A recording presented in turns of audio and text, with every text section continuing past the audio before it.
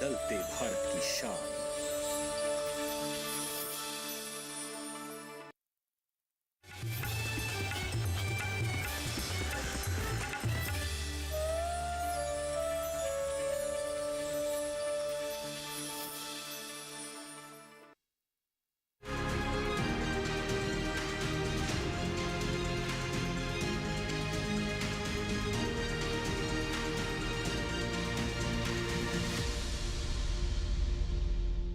नमस्कार, स्वागत है आपका हमारे खास कार्यक्रम कृषि दर्शन में। मैं हूं आपके साथ दीपशिखा।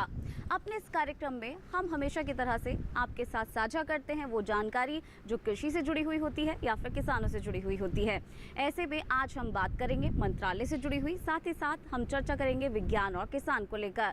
इसके साथ ही हम बात करेंगे कृषि स्टार्टअप को लेकर और अंत में हम बात करेंगे फार्मिंग इंडिया को लेकर। तो चलिए कार्यक्रम की शुरुआत करते हैं।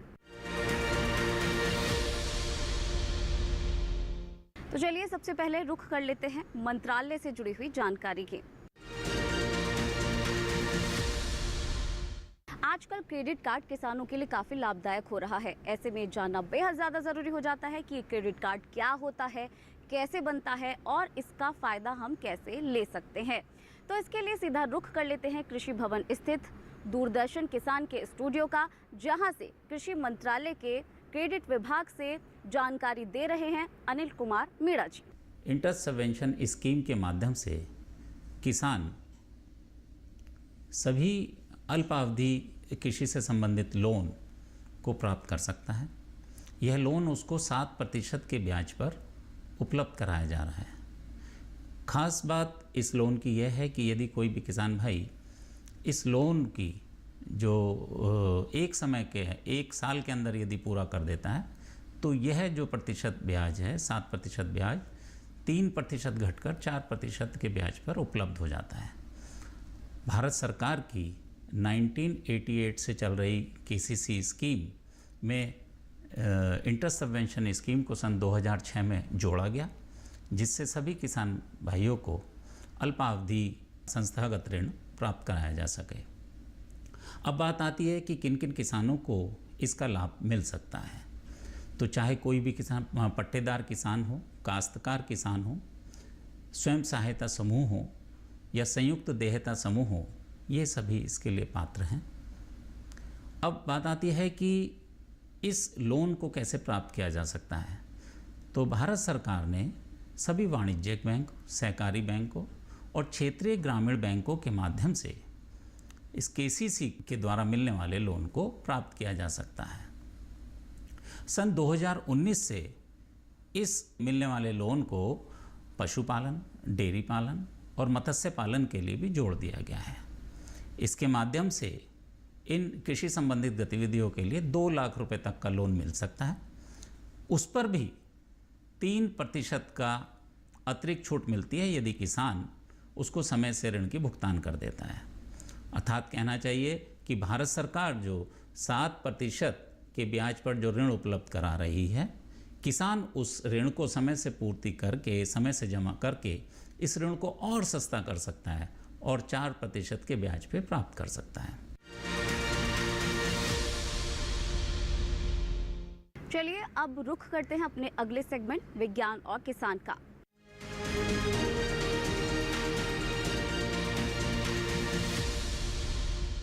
आपने पानी वाला नारियल जगह जगह बिकते हुए देखा होगा, लेकिन कभी सोचा है कि इसकी खेती कैसे की जाती है? तो हम आपको बताते हैं। भारत में अलग अलग तरह की जलवायु और मिट्टी का उपयोग इस नारियल की खेती के लिए किया जाता है। और यही नहीं बल्कि भारत की जो जलवायु है और जो मिट्टी है वो नारियल की खेती के लिए सबसे ज़्यादा उपयुक्त मानी जाती है। तो इसको लेकर एक रिपोर्ट आपको दिखा देते हैं। नारियल एक तरह का उष्णकटिबंधीय पौधा है और भारत इसके उत्पादन में पहले नंबर पर है। इसे ऐसे इलाकों में उगाया जाता है जहां का आदर्श तापमान 27 डिग्री सेल्सियस और सालाना बारिश 1300 से 2300 मिलीमीटर के बीच होती हो। तापमान में अगर 5 से 60 डिग्री का उतार चढ़ाव आ जाए तो कोई फर्क नहीं पड़ता। हाँ, जिन इलाकों में 1000 मिलीमीटर से कम बारिश होती हो वहां पानी की व्यवस्था जरूर होनी चाहिए। भारत में इसकी खेती मुख्य रूप से दक्षिणी राज्यों में होती है, बल्कि 90% उत्पादन केरल, आंध्र प्रदेश, कर्नाटक और तमिलनाडु से आता है। इनमें भी केरल पहले पायदान पर है। नारियल लेटराइट तटीय रेतीली और जलोढ़ मिट्टी में आराम से पनप सकता है। इसमें लवणता को भी सहन करने की शक्ति पाई जाती है। नारियल का फल ही इसका बीज है। बीज दरमियाने आकार का और रूप अंडाकार होना चाहिए। ऐसा बीज जिसकी उम्र 11 महीने हो। इन्हें बोने के लिए छोटी छोटी क्यारियां बनाई जाती हैं और क्यारियों में ट्रेंच में बीज को पास पास ही खड़ा या फिर गिरी हुई अवस्था में रख दिया जाता है। खड़ी हुई स्थिति में डंठल ऊपर की ओर होना चाहिए। इस डंठल से ही नया पौधा जन्म लेगा। नर्सरी में समय समय पर खरपतवार निकालते रहें और 2 दिन में एक बार पानी देते रहें। पौधा तैयार होने में 1 साल का समय लगता है। 1 साल बाद जिन पौधों की बढ़वार अच्छी है उन्हें रोपाई के लिए मुख्य खेत में ले जाएंगे। मुख्य खेती में गड्ढे खोदकर इनकी रोपाई कर देंगे। गड्ढे का आकार मिट्टी के प्रकार पर निर्भर करेगा। गड्ढे में ऊपरी मिट्टी के साथ रेत, गोबर की खाद और नीम की खली का मिश्रण भर देना चाहिए। पौधों की कतारें चौकोर भी लगाई जाती हैं और त्रिकोणीय भी। चौकोर रोपाई में पौधों और कतारों के बीच 7 से 9 मीटर का फासला रहेगा, जबकि त्रिकोणीय रोपाई में पौधों के बीच 5 से 6 मीटर और कतारों के बीच 9 से 10 मीटर की दूरी रखेंगे। रोपाई का सही समय मानसून की शुरुआत है। हाँ, अगर सिंचाई की सुविधा उपलब्ध है तो रोपाई किसी भी समय कर सकते हैं। निचले इलाकों में या तो बारिश से बहुत पहले रोपाई करनी होगी या फिर बरसात गुजरने के बाद। रोपाई के बाद पौधों को पोषण की जरूरत होगी। एक वयस्क पेड़ के लिए 500 ग्राम नाइट्रोजन, 320 ग्राम फास्फोरस और 1200 ग्राम पोटाश हर साल देना होगा। छोटे पौधों के लिए इनकी मात्रा कम हो जाएगी। 3 महीने के पौधों को वयस्क पेड़ों का 10वां भाग ही उर्वरक के रूप में देना है, जबकि 2 साल के पौधों को 1/3, 3 साल के पौधों को 2/3 और चौथे साल से पूरी खुराक देनी शुरू करनी है। इसके अलावा अच्छी पैदावार के लिए पहले साल से नियमित अंतराल पर गोबर की खाद भी देते रहें। जहाँ तक सिंचाई का सवाल है तो हर पेड़ को हर 4 दिन में 45 लीटर पानी चाहिए। नमी बनाए रखने के लिए पौधों के चारों ओर मल्चिंग कर दें। नारियल के बौने पेड़ भी होते हैं और लंबे भी। बौने पेड़ रोपाई के 3 महीने बाद, जबकि लंबे 6 महीने के बाद फल देना शुरू कर देते हैं। चूँकि नारियल के पौधों के बीच अच्छा खासा फासला होता है, इसलिए आप इनके बीच धान, मक्का, मूंगफली, कुल्थी और राजमा या लोबिया की मिश्रित खेती भी कर सकते हैं। इनके अलावा शकरकंद, यम, कसावा, केला, अनानास और पपीता भी बोया जा सकता है। आप चाहें तो हल्दी, अदरक, मिर्च और काली मिर्च भी लगा सकते हैं।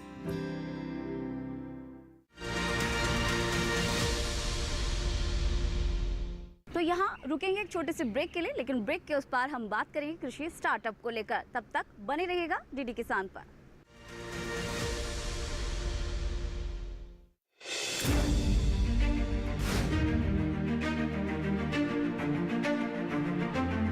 फसलों के भाव से लेकर उनकी आवक तक, पैदावार से लेकर बुआई के क्षेत्रफल तक, आयात से लेकर निर्यात तक, घरेलू से लेकर वैश्विक बाजार तक, मंडियों की सही और ताजा जानकारी पाएं। विशेषज्ञों की राय का लाभ उठाएं। देखिए मंडी खबर सोमवार से शनिवार शाम 5 बजे सिर्फ दूरदर्शन किसान पर।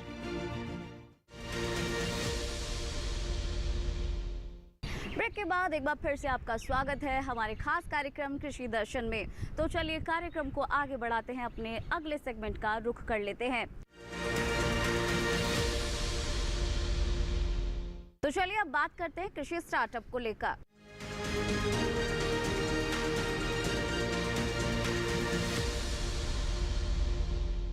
आज का किसान कृषि के साथ साथ अलग अलग व्यवसायों को अपना रहा है और आगे बढ़ रहा है, और इसके साथ साथ वो आय भी बढ़ा रहा है।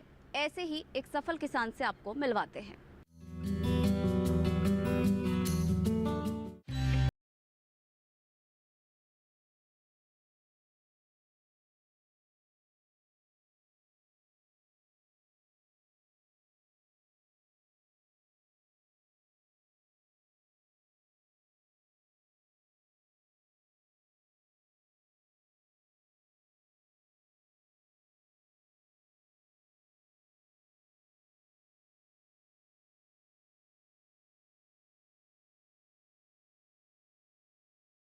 तैयार हो जाते हैं। बकरी जिन झाड़ियों, घास और पत्तियों को खाती है वो कई तरह के औषधीय गुण लिए होती है। ये गुण बकरी के दूध में भी चले जाते हैं। महाराष्ट्र के विनायक नरावड़े पिछले 15 साल से विदेशी बकरियां पाल रहे हैं। दूध के लिए सानिन नस्लें और मीट के लिए अफ्रीकन बोर।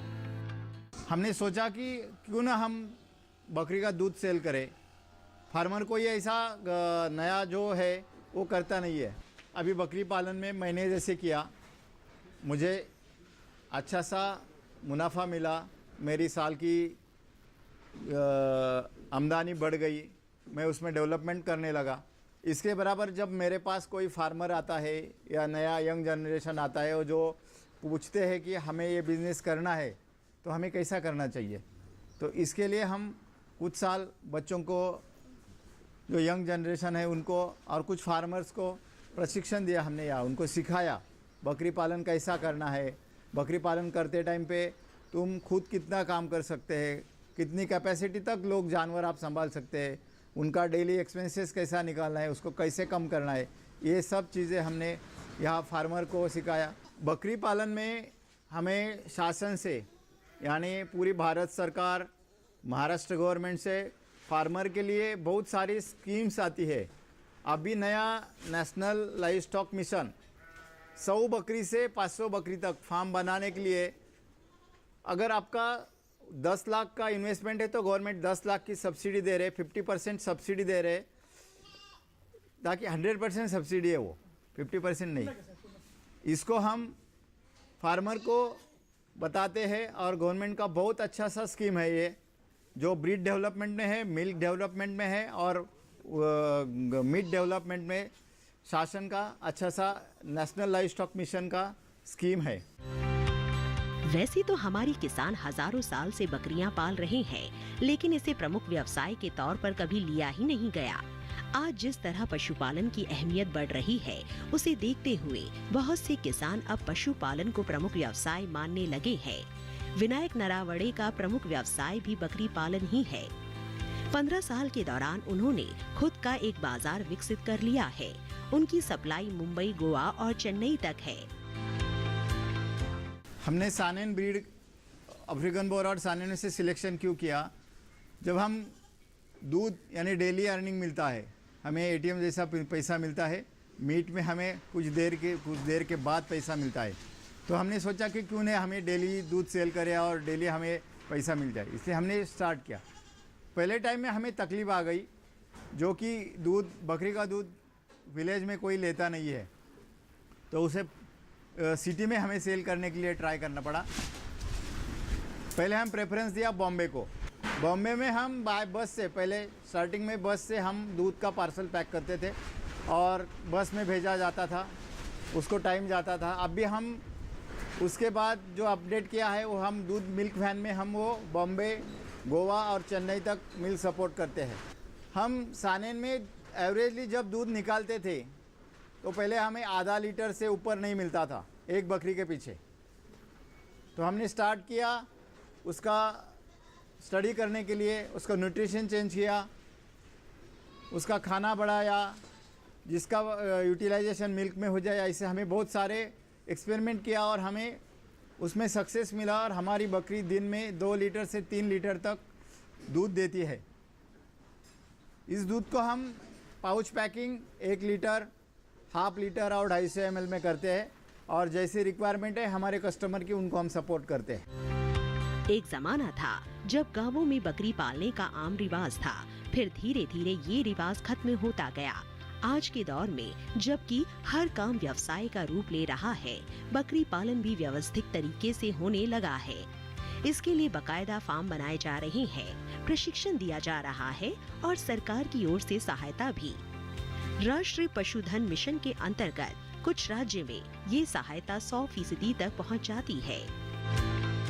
आज हम जब भी बकरी पालन के बारे में सोचते थे तो लोग सबसे पहले ये सोचते थे कि एग्रीकल्चर, खेती हमारा मेन बिजनेस है और ये बकरी पालन या मुर्गी पालन ये हमारा सेकेंडरी बिजनेस है। तो सेकेंडरी ही हम उसको सोचते थे, कभी हमने ये नहीं सोचा कि एज अ प्राइमरी बिजनेस हमारा ये मुख्य बिजनेस भी हो सकता है।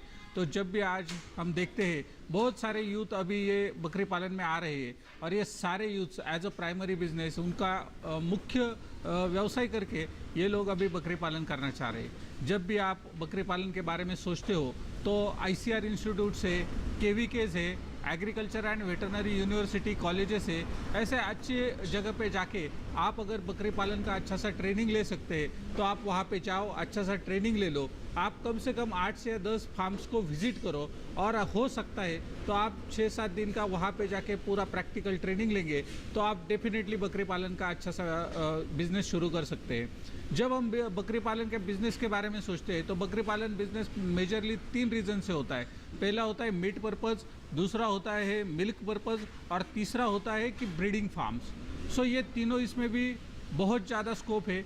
मीट पर्पज़ के लिए आप देखना चाहते हैं कि हाँ, यहाँ पे भारतवर्ष में बहुत ज़्यादा लोग अभी नॉन वेजिटेरियन है और बकरी का मीट सबसे ज़्यादा फेमस है, तो मीट पर्पज़ के लिए बहुत ही ज़्यादा स्कोप है।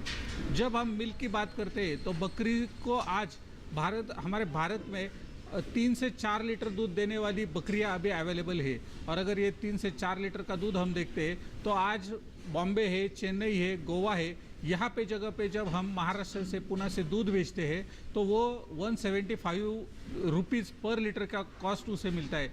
तो बहुत ही अच्छा इनकम दूध से भी होता है, तो आप दूध पे भी फोकस कर सकते हैं। हमारे किसी दोस्त को नया बकरी पालन का व्यवसाय शुरू करना है या पुराने हमारा बकरी पालन का बिजनेस है उसमें इम्प्रूवमेंट करना है तो आप ज़रूर ट्रेनिंग प्रोग्राम ले लें। गवर्नमेंट के थ्रू, सेंट्रल गवर्नमेंट हो, स्टेट गवर्नमेंट हो या बाकी की एजेंसी हो, बहुत सारी सब्सिडी की स्कीम्स अभी बकरी पालन के लिए शुरू है, जैसे NLM है, RKVY है और बहुत सारी स्कीम्स अवेलेबल है। तो मैं सभी फार्मर से सूचित करना चाहता हूँ कि आप एग्रीकल्चर के लिए सेकेंडरी बिजनेस तो बकरी पालन कर ही सकते हैं, लेकिन आपको अगर अच्छी आमदनी चाहिए तो आप एज अ मेन बिजनेस करके भी आप बकरी पालन को शुरू करें। आपको जब भी कुछ हेल्प चाहिए, KVK यूनिवर्सिटी और ये सारी यंत्रणाएं आपके सेवा में हाजिर है। 20वीं पशुधन गणना बताती है कि हमारे देश में बकरियों की कुल संख्या 15 करोड़ के आसपास है। ये 19वीं गणना से 10% ज्यादा थी। इसका मतलब हुआ कि देश में बकरी पालन के प्रति लोगों का रुझान तेजी से बढ़ रहा है।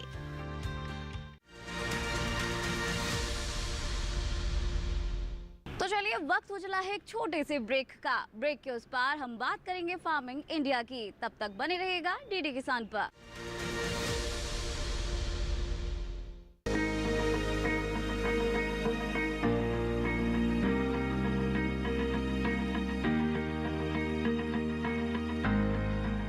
घर के बगिया में छिपा है सेहत का खजाना। टेरेस गार्डनिंग से बनेगा घर ब्यूटीफुल और हेल्दी। क्यों ना गार्डन में उगाएं अपने फल फूल और सब्जियां, जिससे सेहत भी बने और छत की बगिया भी खिली खिली रहे। देखिए छत पर बागवानी, शनिवार सुबह 9 बजे सिर्फ दूरदर्शन किसान पर।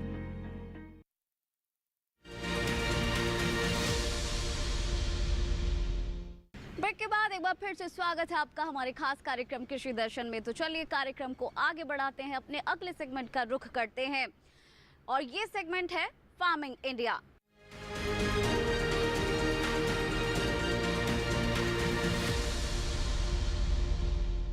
आजकल मिट्टी की उपयोगिता को लेकर किसानों ही नहीं बल्कि विद्यालयों में बच्चों को भी सिखाया जा रहा है कि किस तरह से मिट्टी उपयोगी होती है, क्योंकि यही मिट्टी चाहे फल चाहे सब्जी हो, इन तमाम चीज़ों के लिए मिट्टी सबसे ज़्यादा उपयुक्त होती है, उपयोगी होती है। ऐसे में बच्चों को सिखाया जा रहा है सॉइल हेल्थ कार्ड के बारे में। आखिर ये सॉइल हेल्थ कार्ड है क्या और कैसे ये बच्चों को सिखाया जा रहा है, इसके बारे में हमने आपके लिए एक रिपोर्ट तैयार की है। तो चलिए दिखाते हैं ये रिपोर्ट। सभी बच्चों को सुप्रभात। सुप्रभात मैम। आज हम बात करेंगे मिट्टी के स्वास्थ्य की। मैम, मिट्टी का स्वास्थ्य? क्या मिट्टी का भी स्वास्थ्य होता है? हमने तो मिट्टी को नॉन लिविंग समझा था। बच्चों, मिट्टी हमारे लिए बहुत ही महत्वपूर्ण होती है। यह हमारे दैनिक जीवन में एक महत्वपूर्ण भूमिका निभाती है। लाखों सूक्ष्म जीव भी मिट्टी में निवास करते हैं और हम जो भी खाते हैं वो मिट्टी से ही तो आता है, जैसे फल, सब्जियां, फसलें इत्यादि। ओह मैम, ये तो बहुत इंटरेस्टिंग लग रहा है। स्वस्थ मिट्टी से जहाँ पौधों, वृक्षों और फसलों को पोषण मिलता है, वहीं अच्छे पोषण से हम भी स्वस्थ रहते हैं। वहीं खराब मिट्टी के स्वाद से हमारी जैव विविधता और कृषि जलवायु भी सीधे प्रभावित होती हैं। मैम, तो कैसे पता चलेगा कि मिट्टी स्वस्थ है कि नहीं? ठीक वैसे ही जैसे हम अपने शरीर के स्वास्थ्य की जांच ब्लड टेस्ट और एक्सरे इत्यादि से करते हैं, उसी प्रकार मिट्टी स्वस्थ है या नहीं, उसके लिए हम मिट्टी के विभिन्न पैरामीटर्स की जांच करते हैं। समझ आ गया मैम। मिट्टी के जांच के माध्यम से हमें ये पता चलता है कि हमारी मिट्टी क्यों बीमार है। सही समझे बच्चे। इसीलिए भारत सरकार ने बच्चों को मिट्टी के स्वास्थ्य का महत्व समझाने के लिए स्कूल सॉइल हेल्थ कार्यक्रम शुरू किया है। Ma'am, school soil health program में हम क्या सीखेंगे? इस प्रोग्राम के द्वारा केवीके वैज्ञानिक आपको मिट्टी का महत्व, मिट्टी के स्वास्थ्य की जांच के लिए सैंपल कैसे लेने हैं और अन्य जरूरी जानकारियां देंगे। आप विद्यालय में लिए गए मिट्टी के सैंपल की 12 पैरामीटर्स पे जांच करेंगे। हेलो बच्चों। Hello sir. जैसे कि आप सब ये जानते हैं कि मिट्टी का खराब स्वास्थ्य हमारे जीवन को भी प्रभावित करता है, पर मिट्टी का स्वास्थ्य खराब कैसे होता है, पहले ये जानते हैं। अत्यधिक रासायनिक उपयोग के कारण जीवाणुओं और माइक्रो ऑर्गेनिज्म का संतुलन विघटित हो सकता है, जिससे मिट्टी की गुणवत्ता घट जाती है और फसलों की उपज में भी कमी आती है। मिट्टी की क्षति का यह एक मुख्य कारण है। जलवायु परिवर्तन के कारण मिट्टी परिवर्तित होती रहती है, जिससे किसानों को फसलों को उगाने में और मुश्किल होती है। इसके अलावा वायुमंडलीय बदलाव से मौसम की अनियमितता बढ़ती है, जो कि फसल के चक्र को प्रभावित करता है। मिट्टी का कटाव या खनन भी एक महत्वपूर्ण कारण है। इससे भूमि का स्तर कम हो जाता है और यह खेती के लिए कम उपयुक्त हो जाती है। इन सभी कारणों को ध्यान में रखकर हमें मिट्टी की सुरक्षा के लिए कार्रवाई करनी चाहिए। तो बच्चों, मिट्टी की जांच क्यों महत्वपूर्ण है, समझ आया? जी सर। तो बच्चों, मिट्टी के परीक्षण के बाद भारत सरकार किसानों को मिट्टी के स्वास्थ्य कार्ड देती है। यह एक विशेष प्रकार का कार्ड होता है जिसमें मिट्टी के स्वास्थ्य से संबंधित सभी प्रकार की जानकारियां होती हैं। ये आपकी मिट्टी के 12 पैरामीटर्स की मापदंड करके उसमें पोषक तत्वों की मात्रा, मिट्टी की बनावट, पीएच स्तर और उत्पादकता से संबंधित महत्वपूर्ण कारकों के बारे में बताता है। स्वास्थ्य कार्ड द्वारा दी गई सिफारिशों का उपयोग करके किसान न सिर्फ अपनी मिट्टी को स्वस्थ रख सकता है, बल्कि उत्पादकता भी बढ़ा सकता है। तो बच्चों, आप तैयार हैं कि खेत में जाके मिट्टी का नमूना लें? जी सर।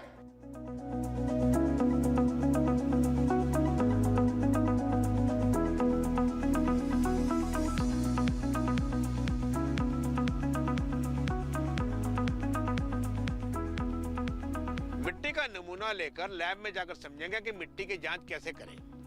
मिट्टी के स्वास्थ्य की जांच पूरी होने के बाद मिट्टी के स्वास्थ्य पैरामीटर को मिट्टी के स्वास्थ्य पोर्टल में दर्ज करके मिट्टी का स्वास्थ्य कार्ड बनवा लेंगे। बन गया हमारा सॉइल हेल्थ कार्ड। बच्चों, आप समझते हैं कि मिट्टी के स्वास्थ्य कार्ड के आधार पर SRLM दीदी किसानों को क्या समझाती हैं? बच्चों, मिट्टी के स्वास्थ्य कार्ड के माध्यम से हम किसानों को एक सतत, समृद्ध और स्वस्थ खेती की जानकारी देते हैं। हम इसके माध्यम से किसानों को समझाते हैं कि उनकी मिट्टी में किन पोषक तत्वों की कमी है और उसे सुधारने के लिए क्या कर सकते हैं। कई भारतीय राज्यों की मिट्टी की गुणवत्ता खराब है और इसका असर फसलों की उपज पर भी पड़ता है। इस समस्या का हल करने के लिए इंटीग्रेटेड न्यूट्रिएंट मैनेजमेंट द्वारा विभिन्न प्रकार के उर्वरकों का सही समय पर सही मात्रा में फसलों के अनुसार उपयोग करते हैं। इंटीग्रेटेड न्यूट्रिएंट मैनेजमेंट में किसानों को बताया जाता है कि जैविक बायोफार्म उर्वरक, पिछली फसल के अवशेष, मल्चिंग, पशुओं के बचे विशिष्ट पदार्थ, फसल रोटेशन आदि को उपयोग करके मिट्टी के स्वास्थ्य को सुधारा जा सकता है। यह उपाय मिट्टी की गुणवत्ता को बेहतर बनाने में मदद करते हैं और फसलों की उपज में भी सुधार लाते हैं।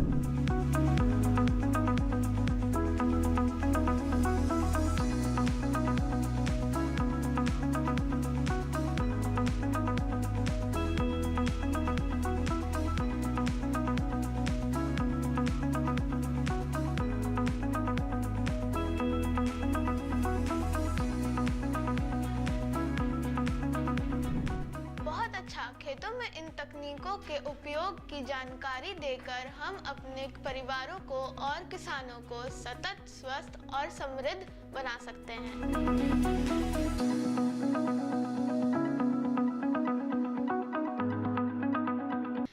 बात की हमने फार्मिंग इंडिया को लेकर, और इसी कार्यक्रम में हमने और भी विषयों पर आपके साथ चर्चा की और जानकारी आपके साथ साझा करी। लेकिन अगर आप इस प्रोग्राम से लेकर कोई सवाल पूछना चाहते हैं या फिर कोई सवाल हम तक भेजना चाहते हैं तो आप हमें ईमेल कर सकते हैं। हमारा ईमेल एड्रेस है krishidarshan@gmail.com।